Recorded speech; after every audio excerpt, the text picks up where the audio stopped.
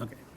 All right, we're starting the meeting for the San Luis Obispo County Water Resources Advisory Committee for today, Wednesday, June 5th. And first, let's do a quorum check. If you're a voting member today, if you could please raise your hand.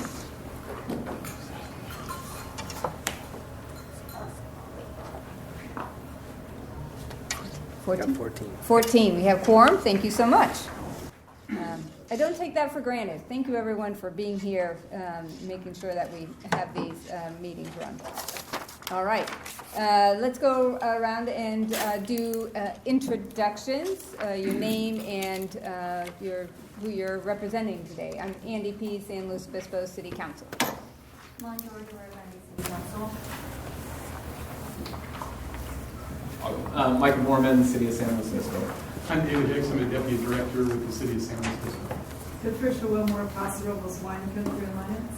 George Kendall with Farm Bureau. Tom Moore, RCD. Greg Graywall, 5th District Representative. Sorry, go ahead. Gibson, Director with Oceano CSD, and I'm Desi Land, City of Harbor Beach.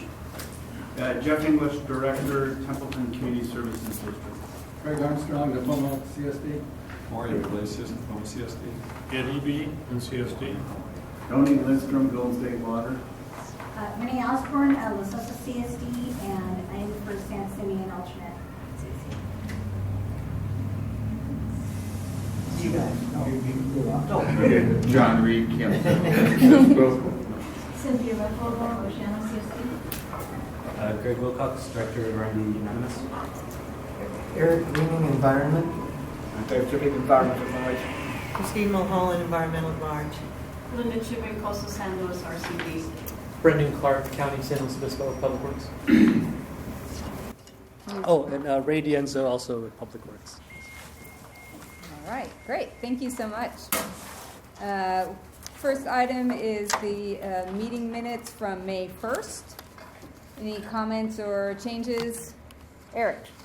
I have just one word to add, and then they'll be perfect. At the bottom of page 2 of the minutes, which is page 3 of the packet, on the Lake Nacimiento San Antonio Tunnel, last bullet, the environmental impact report is near completion. If we could insert the word draft before environmental impact report, then it's accurate. I have a feeling that after they have digested the comments that will come in on the draft, it will be a while, so I don't think that the whole thing is anywhere near complete. All right.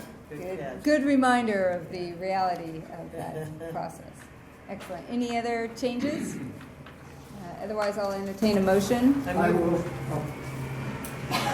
move with that added word. All right, Christine, do you want to second? Thank you.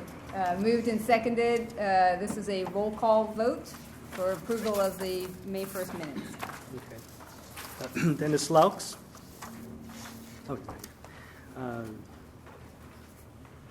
Linda Cipher. Is that here? Jim Gehring. Not here either. Greg Graywall. Here. Yes. All right. And is Tim Walters not here? Wow. Okay. Christine Mulholland. Aye. Eric Greening. Yes. David Chipping. Yes. Oh, you are here. Okay, great. Linda Chipping. Yes. Tom Mora. Yes. Okay. John Reed. Yes. George Kendall. Abstain. Anthony Lindstrom. Abstain. Steve Sinton. Okay. Okay. Lan George. Abstain. Desi Lance. Yes. Christopher Alakal or Kirk Gonzalez. Marcia Guthrie. Okay. Andy Peace. Yes. Right. Renee Osborne. Abstain. Craig Armstrong. Cynthia Replogle. Yes. All right, I think that's it. Is there any voting member who didn't get called? Oh, abstain. Okay, all right. Okay. And, oh, okay. For the minutes, yes. Okay. All right. Did we otherwise capture everyone? Okay, great. All right, motion carries. Motion Yeah. carries. Thanks so much. We're going to go on to the ongoing updates. I'm just going to call out each one, and if you have something to comment on, just speak up. Rain and reservoir report. Applause. Yeah, yeah. It's nice to have a generous season once in a while. Yeah, it's fun to see that here in June. Groundwater basin management efforts. Okay. IRWM, we're going to have a full presentation on. Stormwater resource plan. Any various county water programs, policies, ordinances? Speak of, Eric? I might just mention, and you were there, that this morning the Council of Governments approved the regional housing needs allocation numbers that every jurisdiction is then required to build into their general plan. And so water planning is not included in the legislation that requires this to happen, but it does drive the general plan process. It used to be a pretty much autonomous process of every jurisdiction, but there's an increasing tendency for state laws to intervene in various ways and for various reasons. So we will need to be sure that before specific projects get approved, the water is there, even if the numbers are in the housing elements of the general plan. And to that end, we may need to be keeping an eye on the state legislature, which is looking at mandating that essentially if a project complies with a general plan that has had an EIR on it, then that project itself won't need an EIR. And since the general plan level EIRs don't necessarily look into the weeds of where any particular development will get its water, we'll need to be alert to make sure that any such legislation gets scrutinized and opposed if needed. It does highlight the importance of the work we do here in terms of regional cooperation, that all of the jurisdictions were required as countywide to have over 10,000 housing units incorporated into our housing elements. So all of the cities and the county are updating housing elements to accommodate that. The city of San Luis Obispo is taking over 3,000, and the county unincorporated has over 3,000 units. So absolutely relevant how we're going to make sure that there's water for all of that. Great. Any other comments in terms of programs, policies, and then general open reporting on water conservation opportunities and information? Oh, I'm sorry, on E, I thought we were still on the previous one, but on E, yeah. I want to say that a friend in Atascadero was talking to me the other day, and he saw they had a cache for grass, so he took out all his grass and put in rock and whatever, and then he went in to see if he could get his cache, and they asked him if he had an irrigation system, and he said, no. Well, then you don't qualify. Well, he didn't know that ahead of time. And I guess a hose and a sprinkler doesn't qualify as an irrigation system. So I just want to caution everyone in your different jurisdictions to double check what your programs are offering and if they're being clear with people ahead of time. Interesting. Thank you for that. Okay. Anything else in this general ongoing updates anybody wants to share? Open items? Okay. One more thing. I think we should probably mention on June 12th we're going to have the GSC meeting for the San Luis Valley groundwater basin. So that's open to the public to attend also. What date is that? June 12th. I think it's a Wednesday afternoon sometime. Yeah. Does that entertain the extra 3,000 homes? I don't think that'll be part of what's on the agenda for that meeting. Indeed. We had our wastewater recovery facility bid happen, so that's been exciting. We'll be able to report next time on the update to that facility. Okay, then going on to item. One more. Sorry, This Eric. isn't a county thing, so I'm not sure quite where it fits, but those who are interested or concerned with the impacts of oil extraction in the Monterey Shale in our central region of California, covered by the Bakersfield Field Office of the Bureau of Land Management, where it's federal land or where there are federal mineral rights. The comment period on a proposal for expanded leasing lasts until June 10th. And so we can visit the website of the Bakersfield Field Office of the BLM to get the report we're commenting on and how to comment. Okay, thank you. Anything else? Okay. So item 4, IRWM Proposition 1, Round 1 Grant Project Selection Update and consider support. This doesn't have a staff report in the agenda packet, but this is an item for us to consider recommendation to the board. So I'll invite Brendan Clark to introduce the topic. Thanks. Cool. Good afternoon. All right, so real quick here, it's a report out of the RWMG, the Regional Water Management Group, meeting from this morning. And we had a selection process for projects for the Proposition 1, Round 1 implementation grant for the IRWM program, which is put on by DWR. So what I'm going to share with you today is some of the priorities from DWR for their Prop 1 IRWM grants, what our local process was, and what the RWMG recommendation was this morning, which is why there's not a staff report. But then we're going to have a fun project showcase on each of the projects that were recommended. We'll do a quick 2-minute on from each agency on what they're doing, and which I think will be really fun. And then I'll circle back and we'll consider that support to the board. So, all right. So Prop 1, and yes, Prop 1 from 2014, finally getting some money out here by DWR.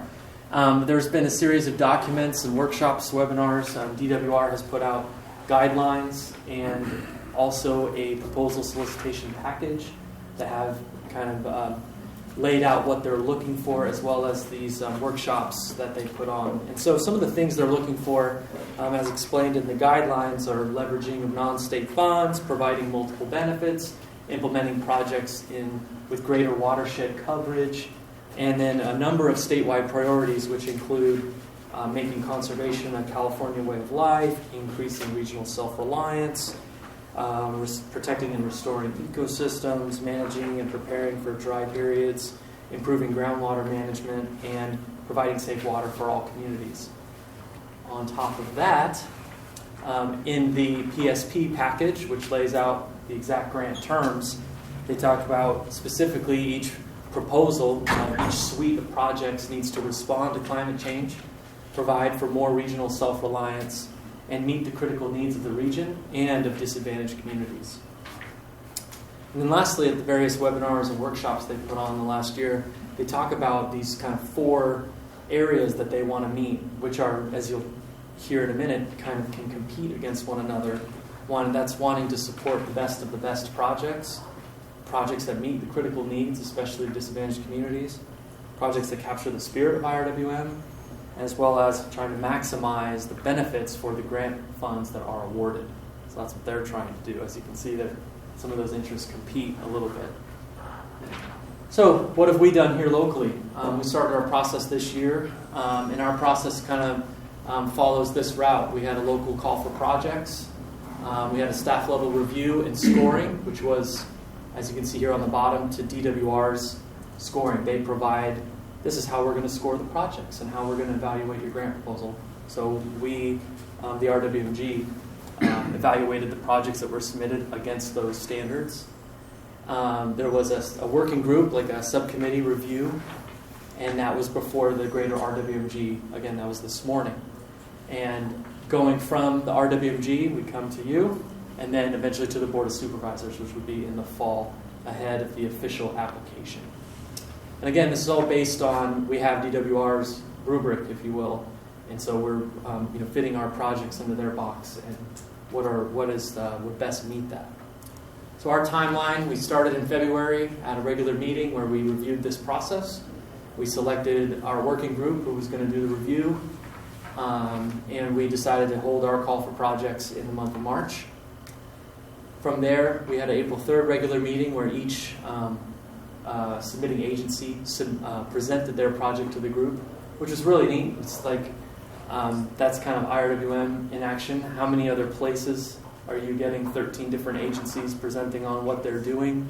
And the conversations that occurred after, how did you overcome this permit condition? We had multiple wastewater agencies talking about how they did certain things and different things, which was really neat to see. Besides this venue and really the RWMG, where else are you all coming together to talk about what you're doing?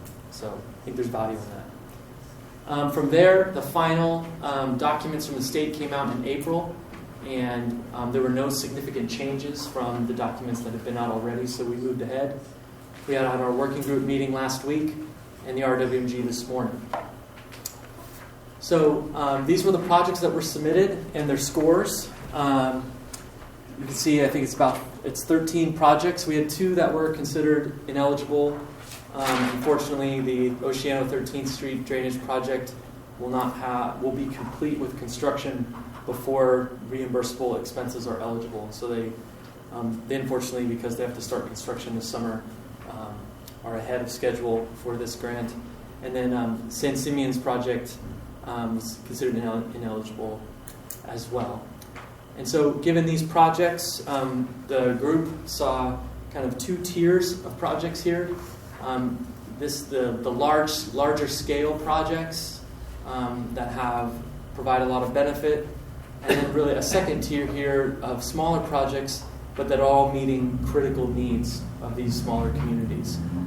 And so the working group proposed to the RWMG that the top 5 projects go to the Board of Supervisors to be recommended to DWR, and the group this morning approved that approach and this suite of projects.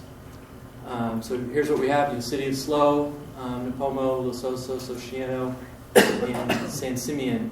So take some questions now, but I also have each of them are here to present their project.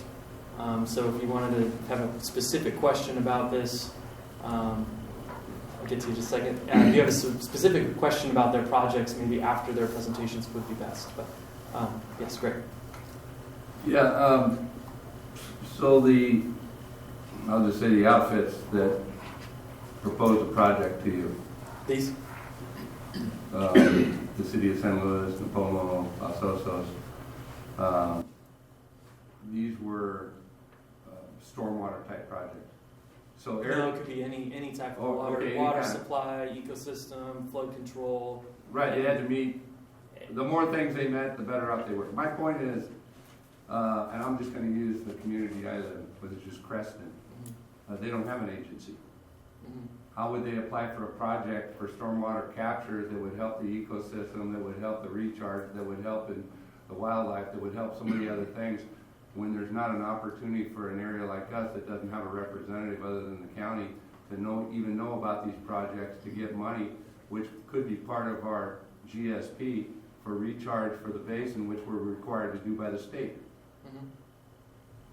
Where's the outlet for the areas that don't have a representative that are competing against other people, when we have 5,000 acre feet of area we can catch stormwater, and they have a very small area, and which would be most beneficial? Well, when we start to get into... But there's a water district there. Yeah, right. Yeah, that's one answer. Yeah. Would be the district, and then also, like you mentioned, the county as well. If there's a project there. Now, when we get into kind of Sigma specific response, the state, I think there are SIGMA implementation funds coming from them via grant program in the future that may have a different outline than the IRWM program.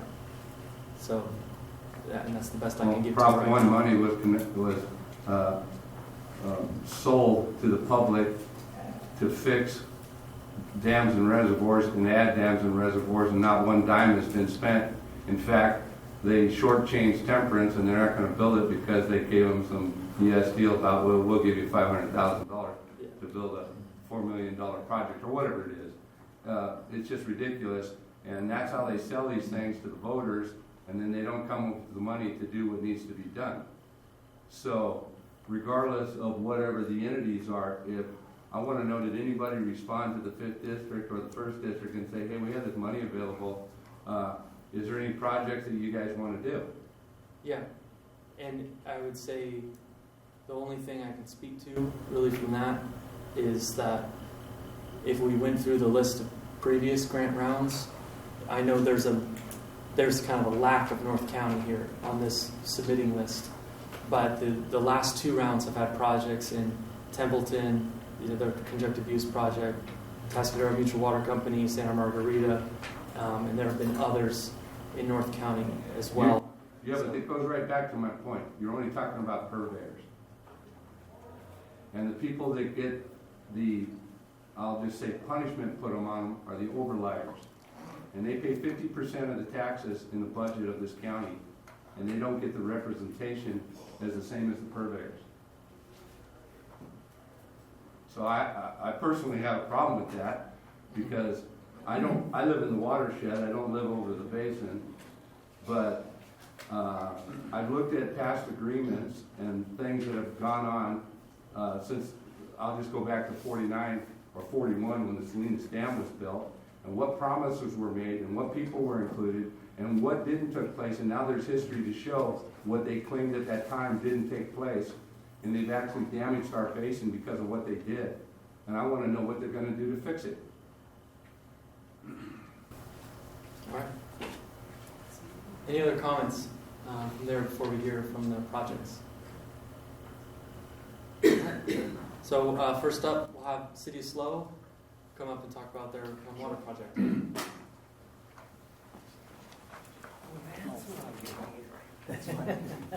I'll keep it really quick. What you're seeing now is the presentation that we gave in April that Brendan talked about.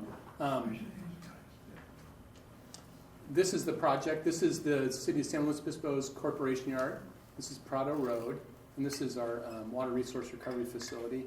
The project is a membrane, project description is a membrane bioreactor and UV disinfection.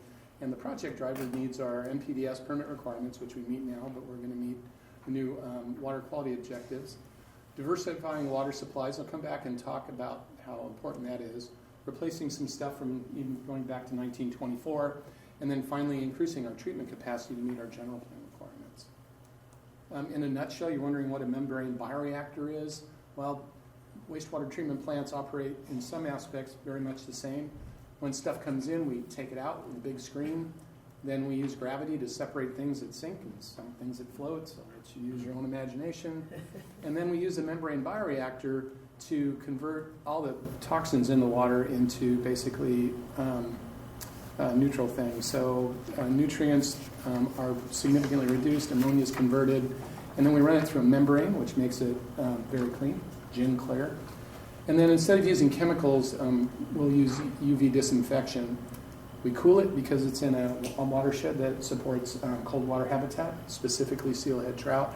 We also recycle water. Total project cost for that part of it was about $30 million. And so when we look at the benefits of this project or this proposal, we're looking at increasing water quality and reliability of supply. What I mean by reliability is this is a much more robust system for producing high-quality water.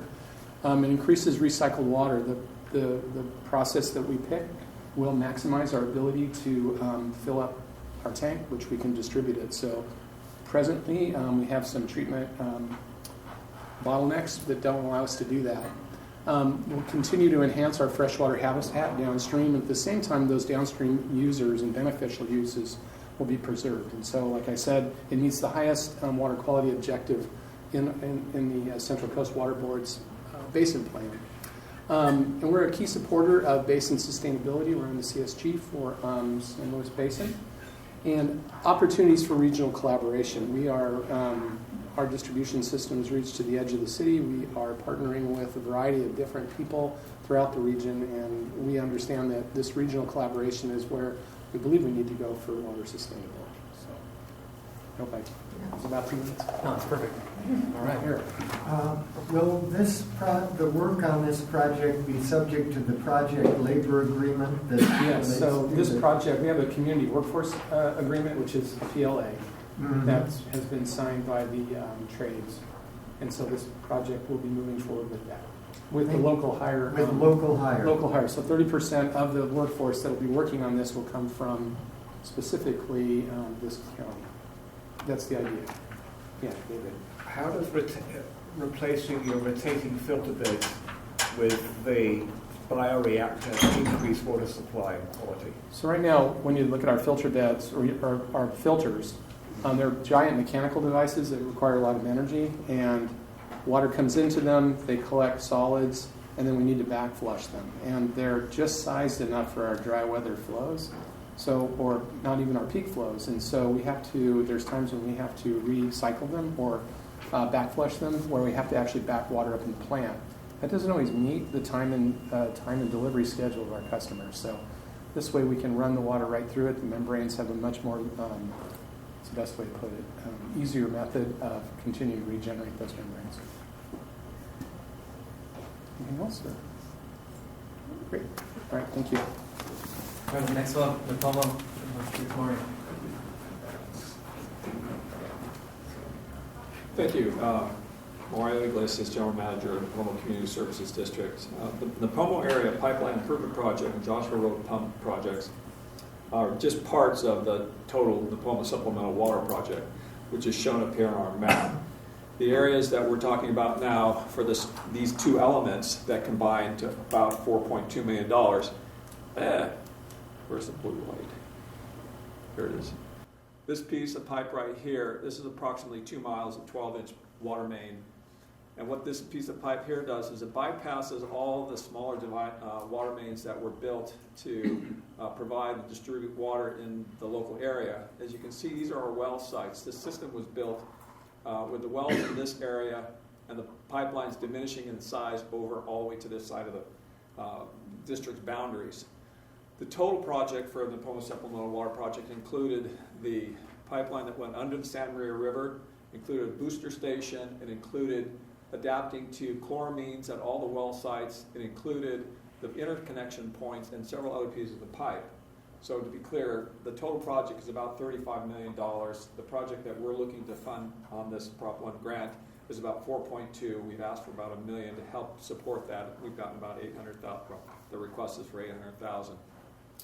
Once this project is completed, you can see that we've integrated 5 different water systems. We've taken the city of Santa Maria, we've taken the Napomo area water system, we've integrated the Golden State Cypress Ridge area and their Napomo area, along with the Woodlands Mutual Water Company. So it truly matches the needs for the regional water management problem, which is how do we get everybody to work together. So we've got 4 agencies, a city, a special district, a mutual water company, and a private, all working together to resolve a long-standing problem, because right over here is the Pacific Ocean. So by bringing in this once this project is completed, we'll be able to bring the 3,000 acre-feet of water annually necessary, defined by the stipulation and judgment that the district and the rest of the Loma Mesa was under court order to take care of. So the project meets critical needs of the IRWM. It provides for a mutual reassurance and a reliance on a larger source. It diminishes our pumping in the groundwater area. It helps the county folks who are on private wells by reducing our groundwater pumping and thereby providing them for a more reliable and sustainable groundwater source. So it's a simple project, it's just expensive. I'll take any questions. No questions, pretty simple. Thanks, Mario. The next one, Renee from Los Osos. Next. Next, and then that's the The community of Los Osos is an unincorporated area with a population of approximately 14,000 people. There are 3 water purveyors there: Golden State, S&T Mutual, and Los Osos Community Services District. And Los Osos CSD services about 49% of the population. The basin is the only source for the water for residential, commercial, institutional, and agricultural development in Los Osos. As many of you know, the community found itself facing 2 challenges. Water quality degradation of the upper aquifer, primarily by nitrates, which is that area right there, and seawater intrusion into the lower aquifer. Discharges from individual septic tanks are believed to be a significant source of nitrate contamination. The installation of a sewer system was completed in 2015, which is expected to slowly reduce the nitrate concentrations over time as water is produced from the contaminated upper aquifer. The community's goals are to halt seawater into the basin and to provide a sustainable supply for the current population. In January of 2015, the 3 water purveyors collaborated on a groundwater basin management plan. The basin established several immediate and continuing goals for management of the water resources of the basin. What is the solution? By actively managing our basin. Conservation was paramount, and the community battened down the hatches and impressively took conservation to heart. Water usage dropped from 35 acre-feet per year to 2,000 acre-feet per year. In addition to conservation, the basin management plan analyzed 7 potential programs of action and divided it into 4 programs, A through D, each of which focuses on a different aspect of the basin, lower and upper aquifer issues. Programs A and B would transfer groundwater production from the lower aquifer to the upper aquifer, and programs C and D would shift production within the lower aquifer from the western area to the central and or eastern areas. The 4 basic programs build on and overlap on each other. Los Osos Program A consisted of constructing a nitrate removal system at our South Bay well, which has been completed.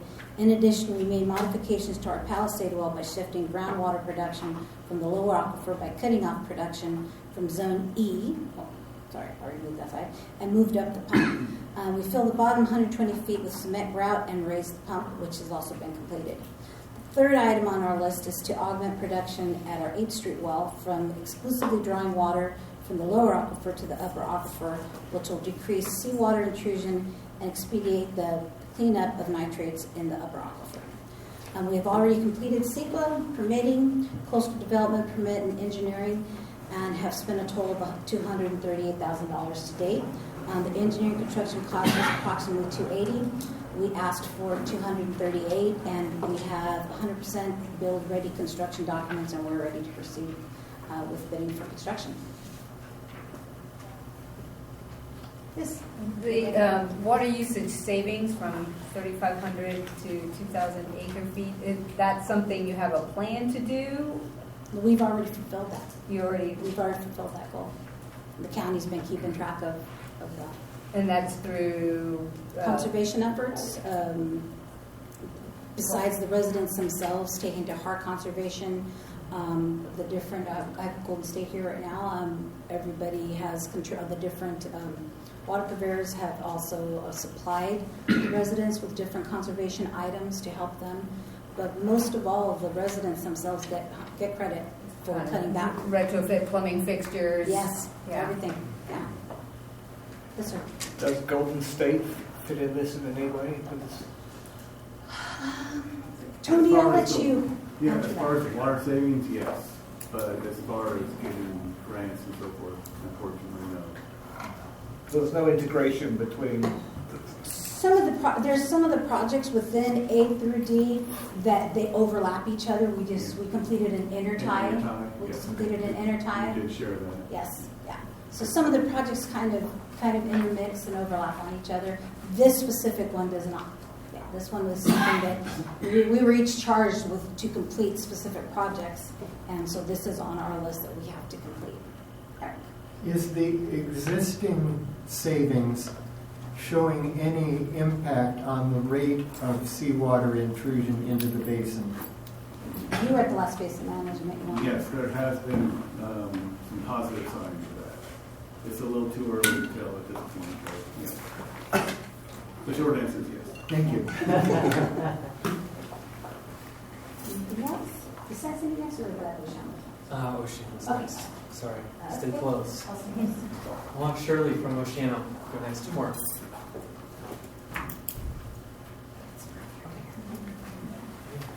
Tell me you want to see the map. Shirley Gibson, Oceano CSD. So our project is basically upgrading our 2-inch galvanized pipes to 6 to 8-inch PVC piping. Oceano is really just trying to get in the current century. At this point, Oceano sand is the only thing holding together our rusted, corroded pipes. Our capital improvements program has projects in design and others ready to construct.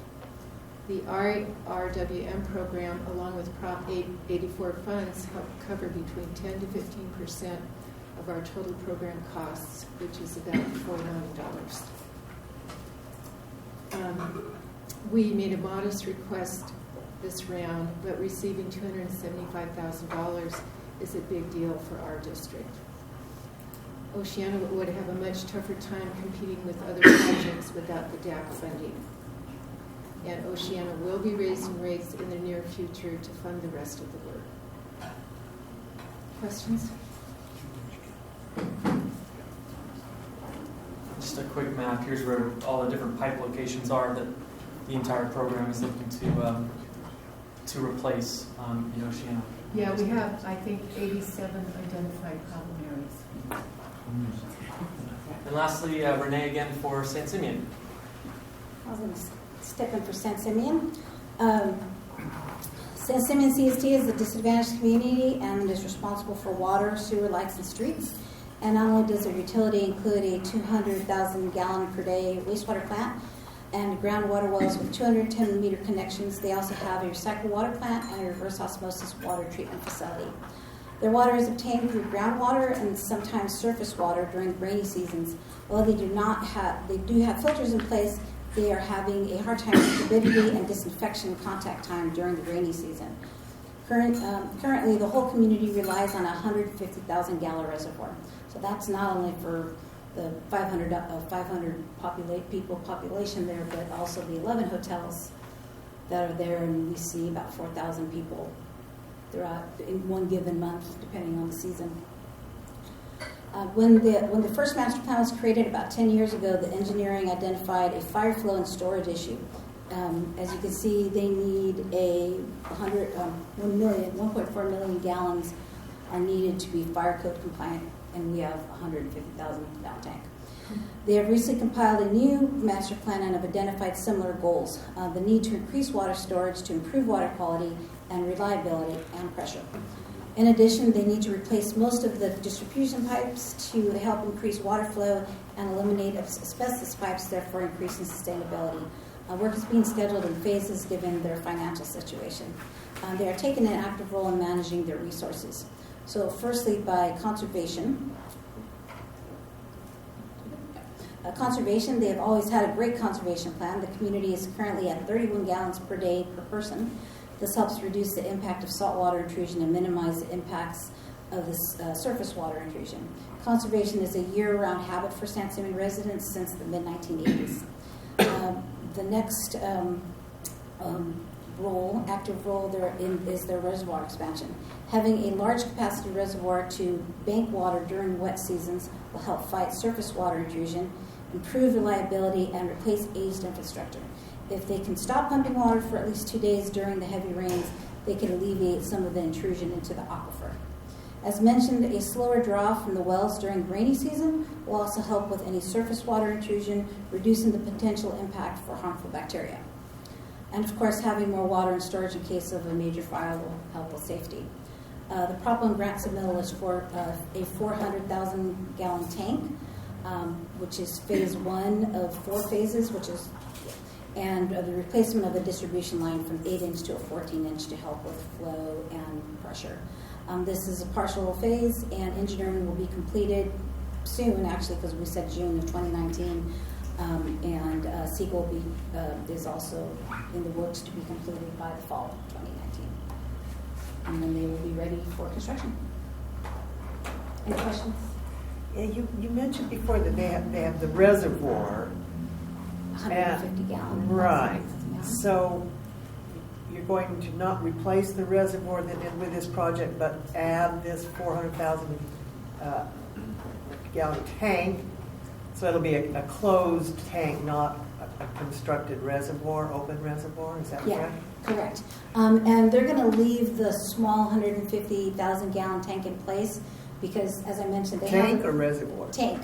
Well, it's a in-ground reservoir. I call it, it's a tank because you. Okay, that was my question was about, is it an open reservoir? No, they're all closed. They're all closed. Okay, yes, they're all closed. Okay. Yeah, but where we draw our water, where the surface water came in, is because where our wells are, there is surface water because we're by Hearst Ranch, and they have surface water, and so our aquifer where our wells are, where we're drawing water, they're considering that us drawing water from a surface water area because it's so close by. Thank you. But they're going to leave the 150,000 gallon tank in place because although they'll bypass it, they do have a recycled water facility, and they're hoping to expand on that and to be able to store recycled water so they can eventually go to purple pipe. Thank you. Yes, sir. How many of the places that are impacted that way, other than the brushland that's on the other side of the freeway, are impacted that are close to the ocean? What do you mean impacted? Well, okay, a lot of the structures, are they on the beach side? Are they on across the...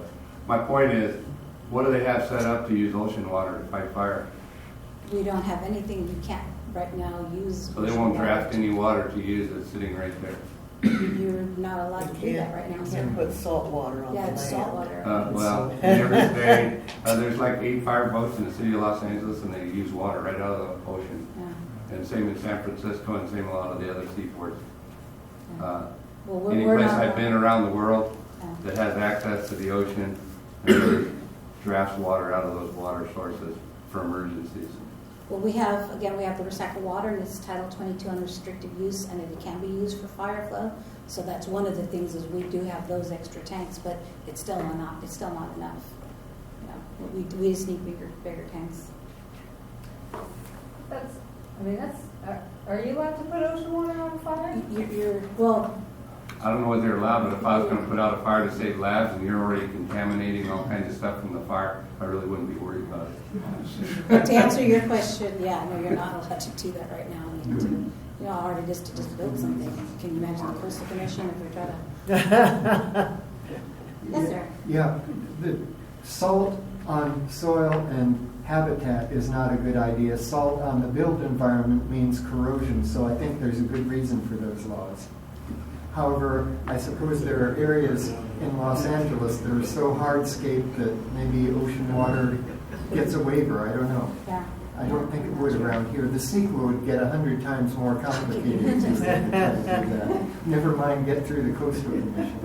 I don't know. I think they should be more worried about the typhus than the typhoid in the streets. All right. Well, that being said, so just a few comments. Thanks for sharing, everybody. So there's fairly decent geographical spacing. You know, we've already kind of touched on the North County a little bit. However, you know, these projects kind of come down the coast, and so one of the, you know, kind of, I want to not say official direction from the Board of Supervisors, but you know, there's an acknowledgement that there should be some equity around the county, and this suite of projects meets that. 4 of the 5 projects are located in priority groundwater basins, 2 of which have direct impact to the groundwater, and 1 positions for future. Kind of with that, my back of the napkin calculation was that about 93,000 residents of the county are benefited by this suite of projects. So that's about a third of the county, which I thought was kind of neat. And then, with that, the RWMG is requesting support for these selected projects to go to the Board of Supervisors and eventually DWR. Yes. Yeah, all of the projects we were just presented look very, very worthy. Before we act, I should ask just a process question. Were those who applied and were not recommended for funding also invited to make their case here? No, they were not. So that process went through the RWMG. So you were kind of the final screeners, and you had reasons? No, not me myself, but the RWMG as a group selected those projects. And if another project would have selected, we would have presented them here today, this afternoon. Yes, Ed. All 13 of the applicants made their case to the group. So That's they true. all had equal time to present their projects to the group. That's correct. Yes. When was this done? Was this done in April? It kind of went March, April, May, and it concluded this morning. The RWG met and finalized these 5 projects. And there were actually 13 or 15 of them, because they're the ones that were disqualified. They were contending for these 5. Yeah, 13. So 11 eligible out of 13. Okay. Frank, can you bring back that list of the 13? Okay. Real quick here. There we go.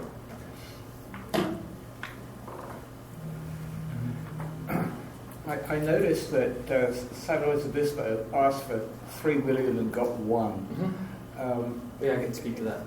Is there, when you do this, the ability to show that independent funding for these projects can get them completed beside the money? Yeah, that's part of what is submitted. So DWR, I will interpret what they say. They don't want to be the first funding for projects. They want to be the last lap. So that's and so where that comes out is in the scoring. In the scoring here, the project's got an extra point if there was non-state funds already secured in place. And so those projects get to move ahead, those that are not as far in their funding. I think that's What does DAC mean? Disadvantaged community. Oh. So Prop 1 RWM has a separate set of funds for disadvantaged communities. So there's your general implementation funding, and then there's disadvantaged community funding. Thank you. Yeah. And then there's also points awarded if projects serve disadvantaged communities. It has a way of kind of prioritizing, aside from the batch of money that's there for disadvantaged communities, there's scoring associated. Yeah, thanks for clarifying that, Mike. Any other thoughts? Would you be willing to put the funding recommendation Of back course. on the screen? Yeah. And I do want to note about the funding, this $3.2 million here. There is an agreement. So DWR does their funding by funding area, which is hydraulic region, basically. So we have the Central Coast funding area. It's Santa Cruz, Monterey, SLO, and Santa Barbara counties, and the regions there within. We have an agreement among us to share the funds in our region so that each region will have some funding. So our allocation, if you will, for round 1 is $3.2 million and $3.2 million for round 2. And so each region, the regions themselves work together to kind of share that allocation, so everyone would have a bit of the funds. Since, as Greg mentioned, everyone votes on the bond, and it's all the taxpayers. So that's the thought behind that. Yes. I appreciate all of the work that the IRWM group has done through the year to vet all these projects, and for all of the locations around the county who have projects that are ready to go. I'm glad to see that we have some new funding coming, and unless there's some reason not to, I will move that we recommend to the Board of Supervisors the recommendation given to us today by Bill. I'll second. Thanks. All right, so we have a motion to recommend this list to the Board of Supervisors. Any further discussion? George? I would just want to say that, the projects all look pretty reasonable. We've got corroding pipes, undersized pipes. fires that need to be fought, et cetera, et cetera. I didn't see anything wrong with the project. I've said in earlier meetings it's somewhat dismaying that, and I think there was earlier discussion about this, that some of the whole categories of projects in parts of the county have a real hard time applying for these funds. And when they do apply, the RCDs, for example, I didn't see any applications. They've gotten shot down in previous rounds. So I think you kind of get tired of running against the brick wall and don't spend your effort where you aren't going to be successful because of what you've learned. So there have to be some workarounds for that. And we talked about that in the previous meeting. But overall, I think they're valid projects. I am supportive of the projects and will be happy to see them get funding. However, I plan to abstain on the vote that's coming up simply because we didn't have a written staff report, and I haven't heard the case made by the ones who were not chosen to fund, and I saw that the scoring was fairly close in terms of where the cut line is. Knowing what it feels like to live in a county where often on a statewide basis all of our projects are just below the cut line, this is a process abstention, but I do wish all of the applicants well, and I'm assuming they're going to get approval from the rest of the organization, so that's the reason for my abstention. All right. Any further discussion? Is this a voice vote? All right. All in favor, say aye. Aye. Any opposed? Abstentions? Yeah. All right. Thank you so much. Thank you, Brandon, for the work. And could we get the lights back on?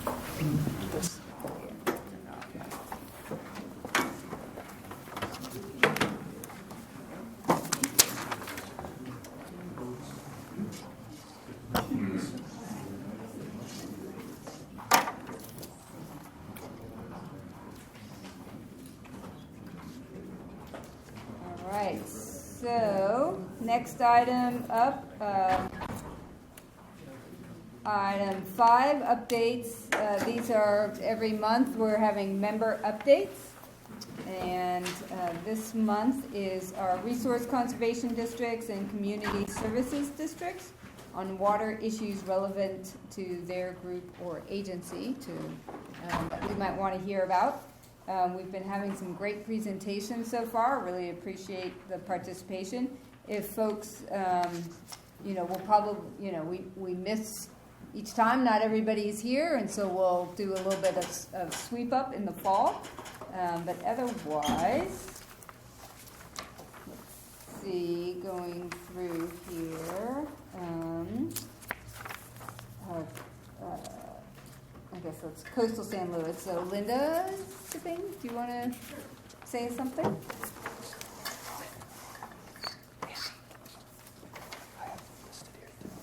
Well, I'm Linda Chipping, and I'm the director with the Coastal San Luis Resource Conservation District. There's 2 RCDs in the county, Upper Salinas, Las Tablas. They cover the North County, and our district runs from Highway 41, which is just north of Morro Bay, down to the Santa Maria River, and from the top of the Santa Lucia Range down to the beach. So we have a south coastal area that we cover. The structure for the RCDs is a little different than CSDs and other organizations. We are a state special district, and they're mandated through the Resources Code. So there's 50 of them in California. They're spread all through the United States. They all have different names. Some of them are just called soil and water conservation districts. Some of them are just natural resource conservation districts. And here we're known as Coastal San Luis Resource Conservation District. Our focus is on soil and water. And I wanted to share with you today a couple of the projects that we have been involved in. Some of the RCDs that occur in the state are supported through taxation. Both the Upper Salinas and ourselves used to have tax funding that was available, but when Prop 13 passed 30 years ago or whenever it happened, they cut back on the allocation of funds for a variety of different organizations and special districts, and we were one of them that lost support through county tax revenue. However, in the last few years, the Board of Supervisors has recognized the importance of the RCDs in the county and the work that they do, and the return on their work, because most of their funding comes from grants. And so for every dollar that we spend on a grant, we bring in, multiple dollars, anywhere from $10 to $20. So it's the supervisors in the last few years have offered us a little bit of support, which has really helped us to cover things, to keep our doors open that grants routinely won't cover. So having gotten through that spiel, we do a lot of partnership, and we also write grants on our own. We work with large and small landowners, agriculturalists, and ranchers. We work in cities with populations, and we also partner with people like the state parks and the county of San Luis Obispo, 5 cities area. So let me just give you a quick rundown of a couple of different projects we've done recently. With California Department of Parks and Recreation, we have a contract with them to do restoration and of the back dunes down at Oceano in order to help them with their work to eliminate the dust problem that's down there. We have a crew down there that has been working for the last 4 or 5 years. This winter, they managed to plant out 60 acres of back dunes. And now they are in the process of collecting seed, because all of the plants that are planted in the dunes areas are locally sourced, which means they collect their own seeds. The Department of Parks and Recreation down there, California Parks and Rec, has a large greenhouse where we then plant them out because of the increased demand for restoration of some of those back dunes. It's more than the greenhouse will handle, so some of that seed production has been contracted out with some of the other larger nurseries in the county.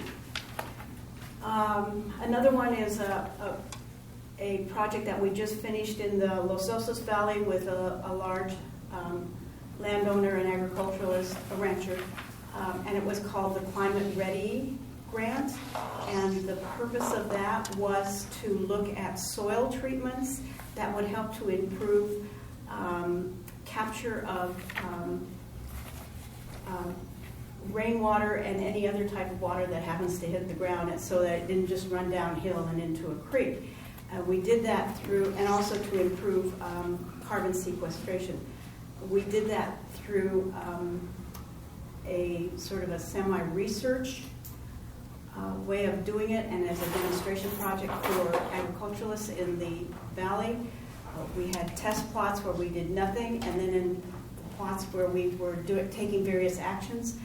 The one that was most significant is that we used a keyline plow, which is a yeoman's plow, to run across the contour of the hills. And a keyline plow is designed to just barely lift the soil and to aerate it, but to leave it in place. And it helps to capture moisture running downhill and disperse it into other areas where it wouldn't get it. So that, it's this little stepping, coming down a hill type thing. When we just wrapped that up, they've written their final report. I have to admit, I've been out of town quite a bit the last couple months, so I haven't seen what their final conclusions are.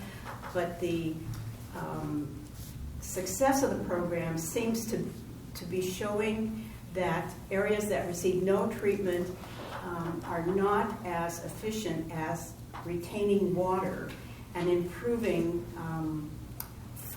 forage on their property as running the keyline plow through it. So the RCD now has a keyline plow. If you know anybody that would be interested in approaching a land treatment that would improve the, yes? What do you need to pull a keyline plow? Some kind of a tractor. I have to admit, I don't know. And I do know that we've got it, and we're willing to lend it out to anybody, but we don't have a way to get it from one place to another. How do you spell the name of this plow? Keyline. Keyline. Keyline. And keyline is a contour line. And that's I was going key lime. I was like, I had drinks in mind. Yeah, cocktails. And Okay. the shafts on the tines are much thinner. They don't really plow in. Just scratch the surface, sort of. Scratch it, lift it, aerate it. Okay. Help it. And is that two words, key line? No. It's one word? Yeah. Key line. So. And it's funny because we were traveling this summer and we went through this little town in Wyoming called Keyline, but it's Keeline. And so I'm going to look that up and see if that was partly the origin. I know that this technology was developed in Australia 50 years ago or something, and the whole purpose of it was to find a way to improve soil moisture on areas that were heavily impacted by drought and had surface soil erosion problems. And we definitely have that kind of a situation here, yes. I remember decades before BART, there were key line transits in the East Bay. But my question is, in the Oceano Dunes, currently in terms of the immediate requirements from the Air Pollution Control District Hearing Board, the emphasis has shifted to the foredunes. Essentially, they're taking for granted, but I think we're all grateful for all of the work that's happened in the back dunes. But is the RCD at all involved with the vegetation or revegetation of the foredunes, Yes. where I think a lot of the material is coming from Cal Poly?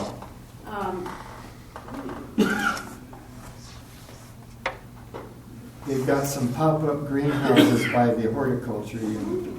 I haven't seen anything in our reports that say that they're coming from Cal Poly, so I can't answer that question.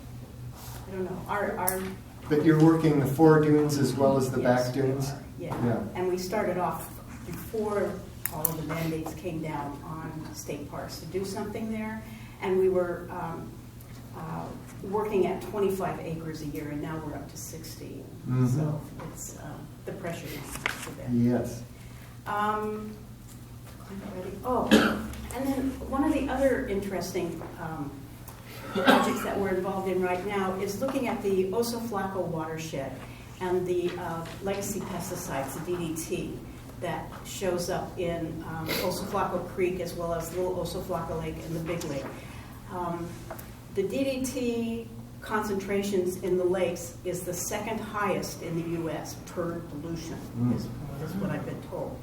And we're looking at ways that, the Oso Flaco agricultural area is about 19.5 square miles. And even though DDT hasn't been used for years and years and years, it lingers. And so we're looking at our first study was to look at the level of concentrations that still exist in the sediment, in the creek, as well as in the lakes.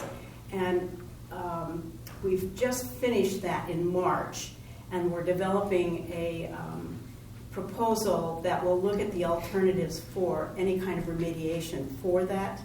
And we've got a couple of different agriculturalists down there that are willing to do what it takes in order to do a removal of the DDT, or at least to stop the DDT from continuing to enter into the creek system. Thank you so much. All right. Follow up with Linda if you have questions. That was awesome. So excited about Keyline. Upper Salinas, are we? I think Salinas Las Tablas will follow on in September. Okay. Next But I have round. one more question. Yes. for Linda. What's the Make it size? easy. What is the size of your organization in terms of people? We have 55% of the population of the county. No. The RCD itself. Oh, staff. Oh, I think we're about 10, maybe 11. On payroll? Yeah. And we do. And we have an engineer on board too. And that's one of the things that we have found is absolutely critical in the work that we do is that we have our own engineer. And we've been in that position for the last 10 or 12 years. Like civil engineer, I presume. What? Civil engineer? Yeah, yes.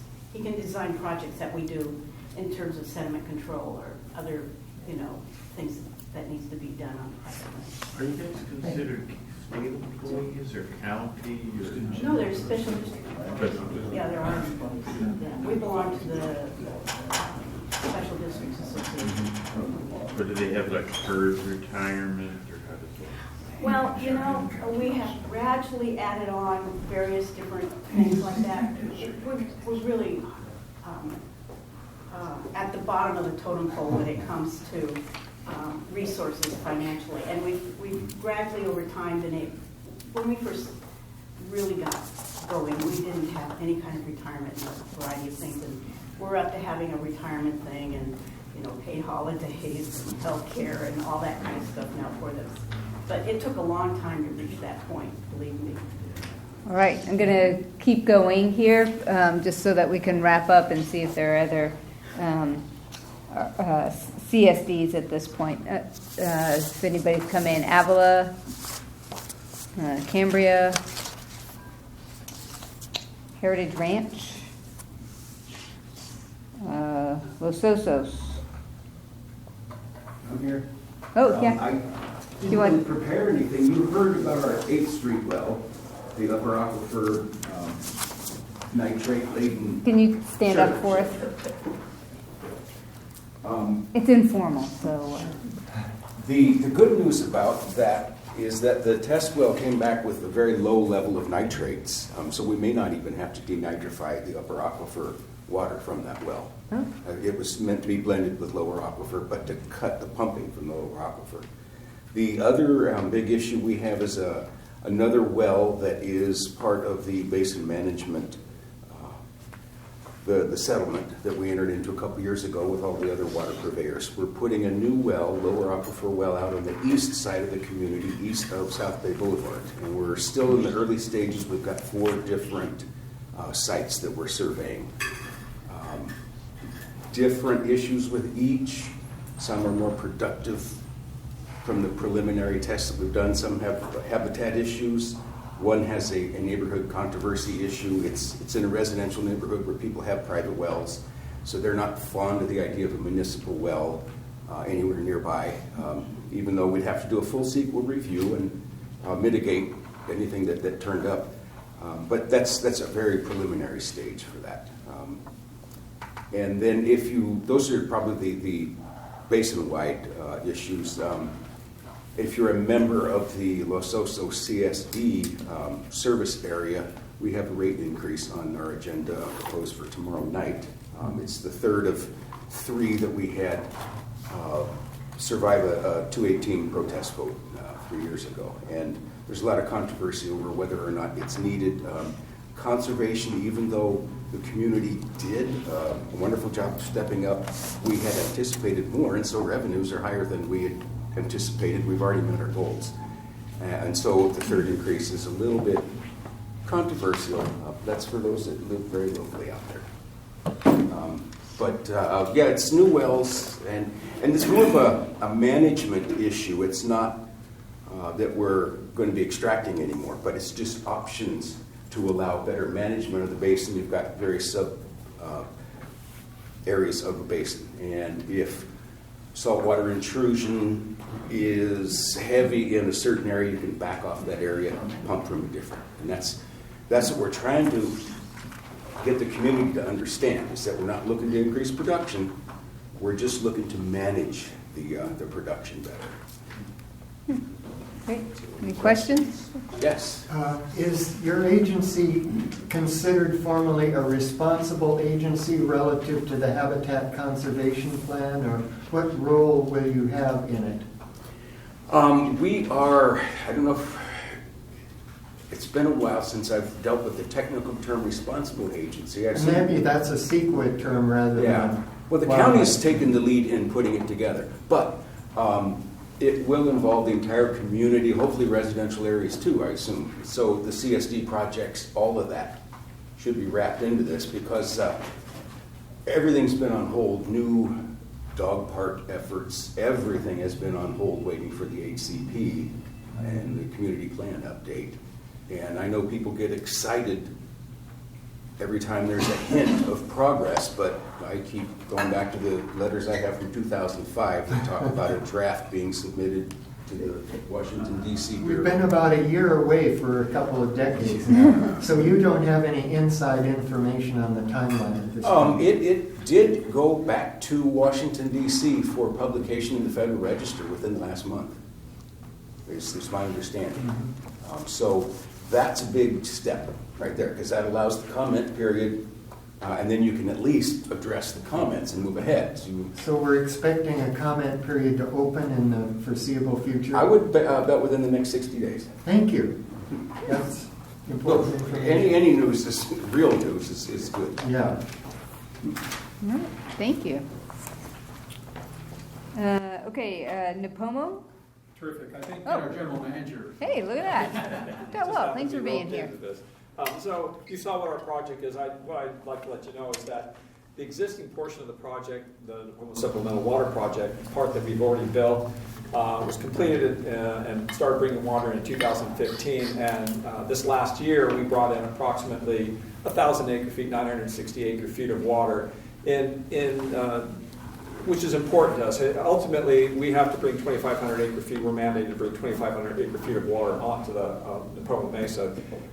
And we are due to take the next step. We're right now had a 4-year period where we had to bring in 800 acre feet, but as of July 1, 2020, we'll be required to bring in 1,000 acre feet for the following 5 years. And then the schedule is in 2025, we'll be able to bring in the full 2,500. Well, as I said, as most of you are responsible folks who recognize that when there's a need, we have to step in and fill it. The same goes with our board. We are only required to bring in 800 acre feet. Well, I said we brought in 960 acre feet. And the only reason it was limited to 960 is that was the only amount of water that we could get through the system.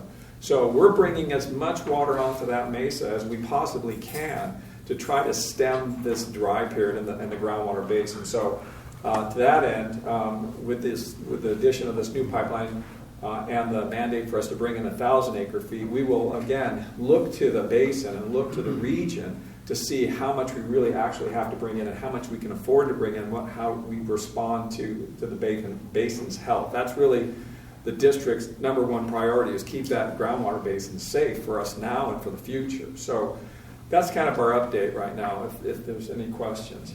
Sir? Your state water connection is not directly with the pipe, but through Santa Maria.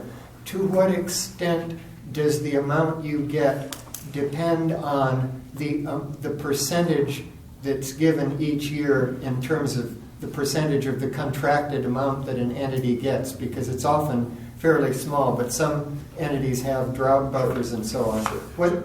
Even this year, it's 70%, and this is like the wettest year we've had in a long time, and some years it's been like 10 or 20%. Sure. What do you get in a low year, and what's the ground rules? Great question. The way it's structured, the agreement is structured, is that we get municipal mix from the city of Santa Maria, which is their state water and their groundwater put together, and then that part comes through. We have a contract with them, an obligation on their part to provide a certain amount of water, and we on the other side have to take a certain amount of water. So to that end, we don't depend on the state water contract that the city of Santa Maria has, right? So we depend on the city of Santa Maria. They're our buffer. We're just a customer. just like just the biggest customer. But we're just a customer, so we don't look at that part. So you're more insulated than you would have been if you tapped directly into the pipe. Right, and to good end, because really we are just one basin, right? We're sections of one basin, and we're really just bringing water that's inland in a more safe area and moving it closer to the coast, so we don't have to pull water from the coastal part of the basin. So it's really kind of shifting and protecting the basin. Thank you. I guess it's pertinent to what you just said. There was a big cone of depression at Woodlands, and when you showed the Iowa thing with all the connections, is the overall thing to try and fill that cone of depression? It's trying to reduce the pumping of those areas, which then, of course, would hopefully stop the depression from forming and then allowing it to recover more, right? So the less pumping we do as municipalities, the more chance the groundwater basin has to recover. The big issue is those folks who are not part of the solution, right? And we start continuing pumping or increasing pumping, those people outside of municipalities, the private property owners and the agricultural use, that's where we have to start looking cooperatively to try to make sure that they all understand. You know, we can as municipalities bring in all this water, but if everybody else keeps pumping out more and more, it's really not going to serve anybody. You know, our district is importing enough water, is contracted to import enough water to cover all of its needs, if we had to. That's just where we are. So, yeah, we hope to take care of those depressions. That's what this project is intended to do. Thank you. Thank you. All right, Oceano. Hi, Cynthia Ruppelville. I also did not prepare anything, but we're pleased that our project was one of the ones that's selected for recommendation.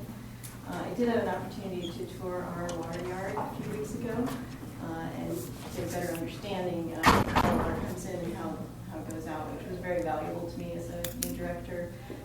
They even let me climb one of the water towers, which was pretty cool. I don't know, perhaps Director Jason has anything to add? Thank you. All right, thank you. We have San Miguel, San Simeon, heard some already, and Templeton. Yeah? Sure, I do have a report. Thank you. My name is Jeff English. I'm a director on the board with Templeton Community Services District Board. And we went through this IRWM process and applied for Prop 1 funds a couple of years ago and were approved for a project. It's the Upper Salinas River Basin Conjunctive Use Project. I can never remember that all at once. Anyway, we called it East Side Force Main Project, or that's a big component of that IRWM project. That Community of Templeton sends a large percentage of its effluent to Paso Robles. Paso Robles then treats it and it goes away. We didn't recover any of that.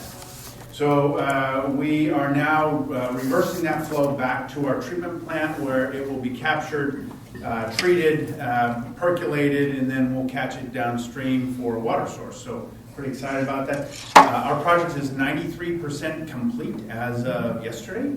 And we actually had 2 lift stations that were part of that project. One of those lift stations is currently online, and so it's actually reversing some of that flow back to our treatment plant, so it's working. We've had a number of delays. Anytime you dig underground, you don't know what you're going to find, and we put in several miles of pipe. It's amazing how much underground utilities are not marked, and they're just abandoned. And so we found many of them, probably every one that was there, we found it, and delayed our project and made it a little more challenging. But anyway, coming together pretty quickly. We anticipate that project will be done by the end of June, and that all that flow will be reversed to our plant, and then we'll be able to capture and reuse that water for our community. So exciting. There is another component of that project, which was a headworks project. We're doing some compactors and squeezers on headworks so that our effluent will be more, our staff will be a little more protected in what they do, and our treatment process will be a little better. But anyway, I don't have anything else to add. Appreciate the opportunity. Thank you. Any questions? Any questions for Jeff? Well, fabulous, everyone. Thank you so much. All right, let's jump to item 6, which is the WRAC bylaws. This is continued from last month. Ray, do you want to introduce the item? So there were a couple of suggestions that were given on Article 1, Article 1.1.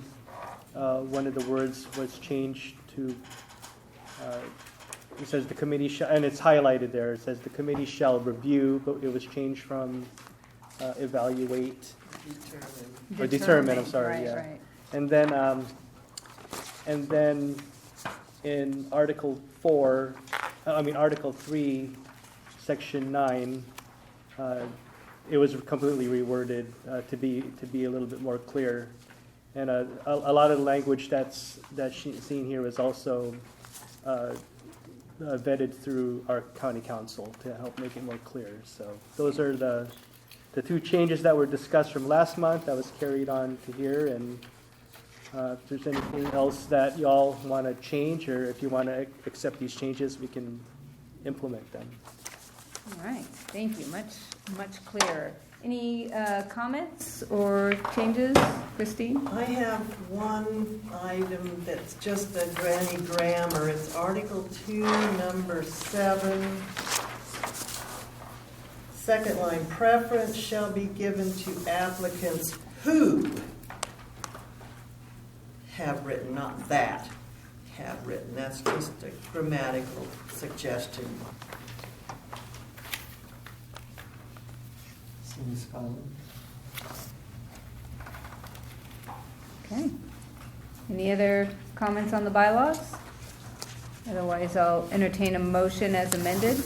I think this is basically the outcome of previous discussions, so Yes. if there's nothing else with that added who, I will move that we recommend, I guess we don't adopt our own bylaws, but we let our wishes be known to the board, and they will presumably rubber stamp our recommendations. So I move that we recommend these amendments to the bylaws to the Board of Supervisors. Second. All right, moved and seconded. Voice vote, okay. Yeah, we have voice vote. Yeah, all in favor, please say aye. Aye. Any opposed, say no. Abstentions? All right, motion carries. So now we have modified, updated bylaws. Excellent. And so next item is discussing future agenda items. We actually ended up with kind of a queue of folks who, we don't meet for July and August, so this is it until September unless there's some urgent something. And so slated for September, or perhaps going over through to October, the Partners in Water Conservation, talking about the watershed-wise landscape. We have the Water Quality Control Board giving an update on climate change and the impacts on water. We also had there's some regional cooperation going on with water resource planning that there's a working group going to present. So those are all slated for the fall. Are there any other items that folks want to add to the queue or lift up in some way? Do we have any idea when the Board of Supervisors is going to act on the fractured rock policies?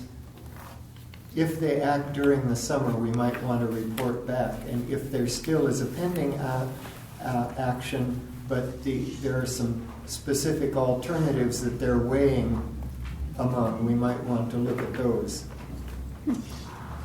Any idea, Ray? Duly noted. No, there's none in the immediate future meeting in the next 2 months. I don't see anything coming up. So. All right. Thank you. Anything else on agenda? All right. And now is open public comment for any item that wasn't on the agenda. Anyone have anything? All right. Seeing none, we adjourn to our next regular meeting, which will be September 4th. 1:30 here in the library community room. Meeting adjourned. Thank you. Yeah, thank you.